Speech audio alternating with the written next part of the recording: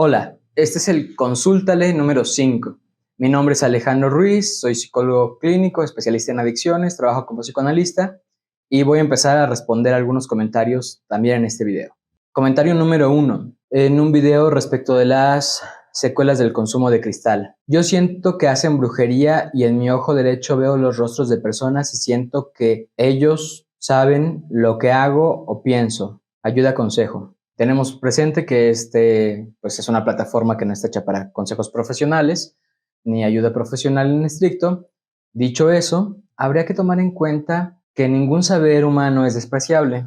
A veces pasa que los psicólogos se pelean con los psiquiatras o con los psicoanalistas o con los brujos o con las curanderas o con los hierberos o qué sé yo. No es esa mi idea y te lo comparto. A mí me parece que podemos convivir teniendo más o menos claro cuáles son los límites, los alcances de cada una de estas formas de entender el mundo, de estas cosmovisiones, y cómo es que podemos intervenir en lo que ocurre a partir de ese lugar en el cual nos planteamos. Si tú crees en brujería, bueno, pues es una creencia, igual que hay muchas de otras, como el Gran Espíritu, la Santa Muerte, la Santa Niña. Hay distintas religiones en el mundo, están las personas que piensan que Buda se iluminó, están las personas que creían, vamos, ya es menos común, en los dioses estos como Zeus, todos ellos. Están las personas que creen en Jesús, están las personas que creen en Alá, vamos, ¿no? Si tú crees, Brian, en la brujería, habría que preguntar si ya intentaste alguna solución desde ahí. Si lo que tú estás experimentando te parece a ti que está en ese orden,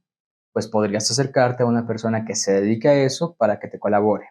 Si hay algo en ti que dice, bueno, pero la brujería no es algo en lo que yo crea, entonces tendríamos espacio para pensar que podemos abordarlo desde otro lugar. ¿Qué lugar? Bueno, tomando en cuenta que el comentario está en este canal, pues el del psicoanálisis sería el lugar que podría ofrecerte yo. Desde ahí, ¿qué habría que pensar? Bueno, habría que pensar qué es lo que está significando esto para ti. ¿Qué es lo que significa para ti que tu ojo derecho vea rostros de personas, ¿no? ¿Qué ves en ellos? ¿Qué ven ellos en ti? ¿Cómo es tu experiencia respecto de que ellos sepan lo que piensas? Si te pasa en algunos otros lugares, si te pasa con otras personas, te ves con los dos ojos o con el ojo izquierdo, ¿no? Si sientes que los demás saben lo que piensas y entonces te sientes vulnerable o te sientes empoderado, te sientes perseguido, te sientes importante. Habría que ir revisando cuáles son el significado, las condiciones, como una especie de historia que hacemos a partir de este síntoma, a partir de esto que tú estás experimentando, cuál es el significado que tú le vas colocando, ¿no? Eso nos permite saber cómo es que está tejiendo, cómo es que está funcionando tu mente, y a partir de eso tú te enteras de ti y muy probablemente haya algo en este síntoma, así le estoy llamando yo, en esto que tú ves con tu ojo derecho, que sea importante mirar, metafóricamente me refiero, ¿no? Es decir, seguramente hay ahí alguna información que podría ser importante para ti tener accesible, ¿vale? Entonces, pues por ahí sería la respuesta. Pregunta número 2, comentario número 2.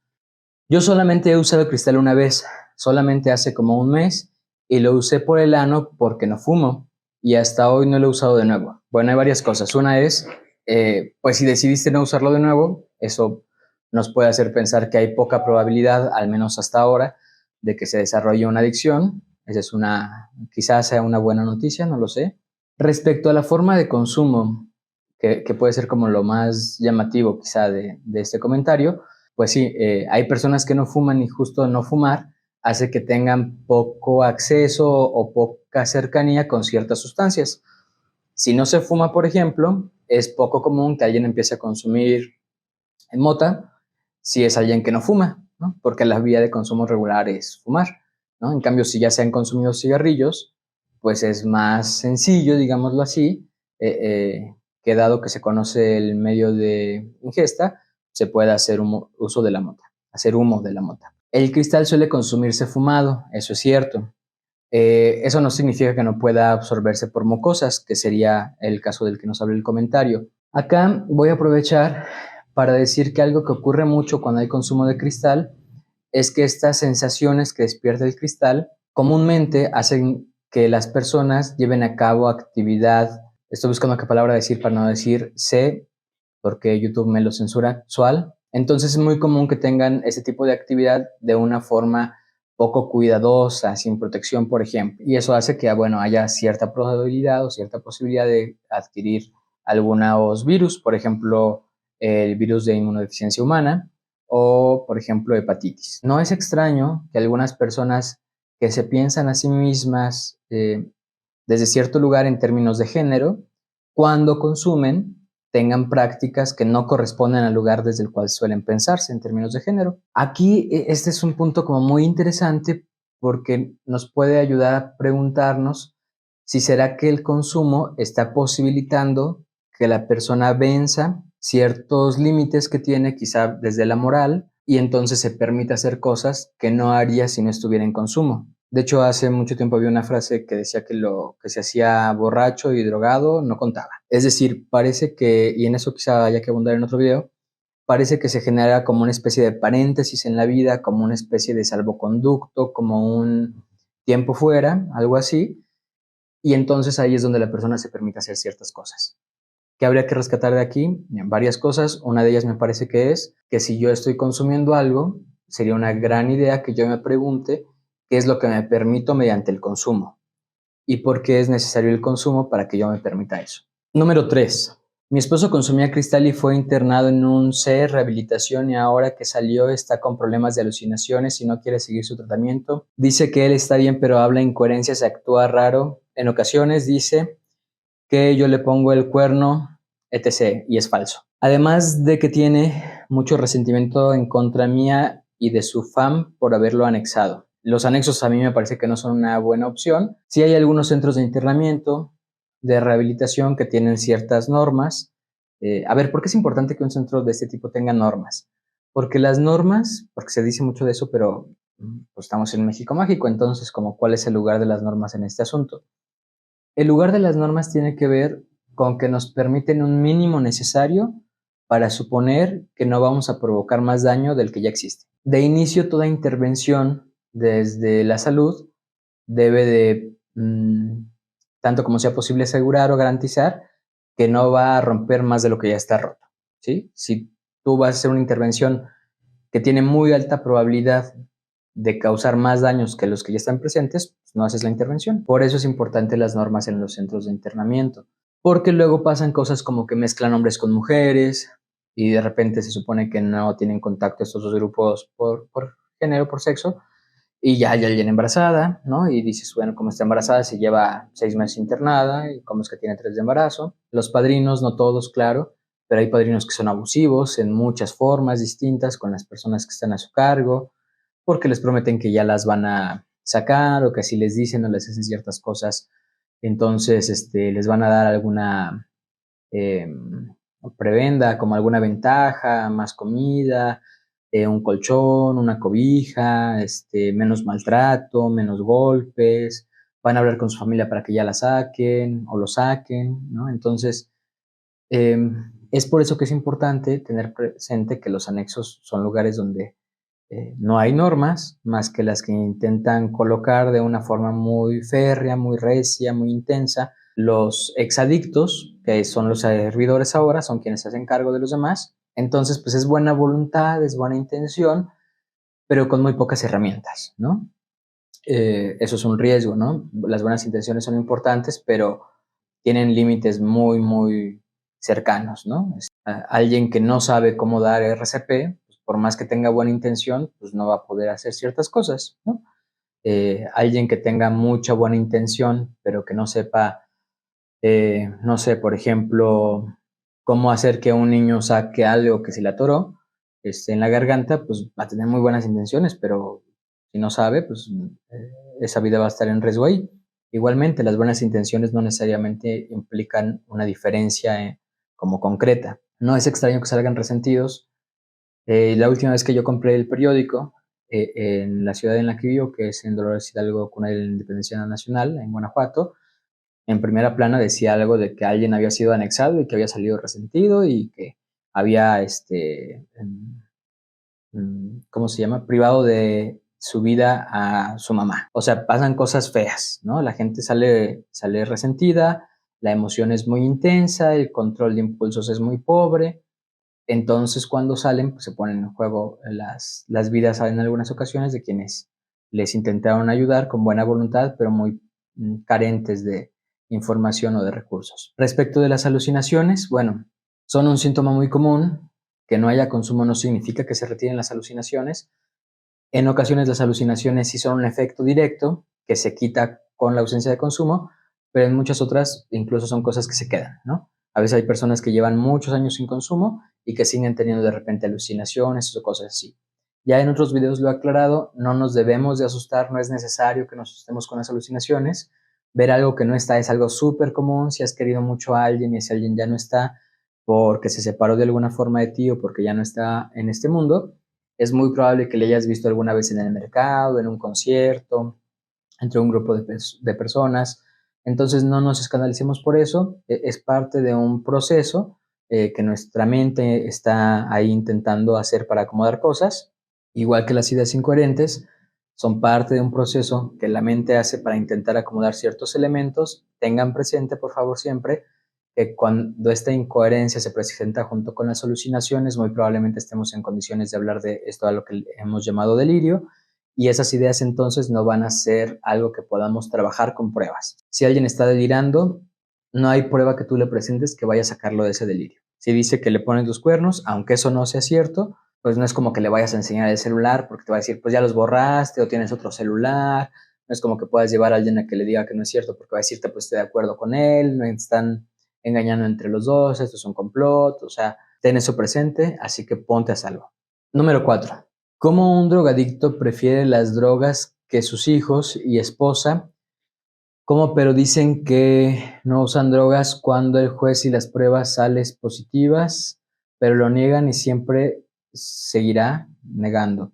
Pues cuando lo niegan, ¿no? O sea, no es como, quizá enlazándolo un poco con lo que se decía en la pregunta anterior, el delirio no necesariamente lo tenemos que pensar como un asunto psicótico, así de, está muy loco, necesita atención psiquiátrica, hay que internarlo. No, no. Todos tenemos ciertas ideas que están no tan conectadas con la realidad y a partir de las cuales actuamos. Eso no es extraño, ¿no?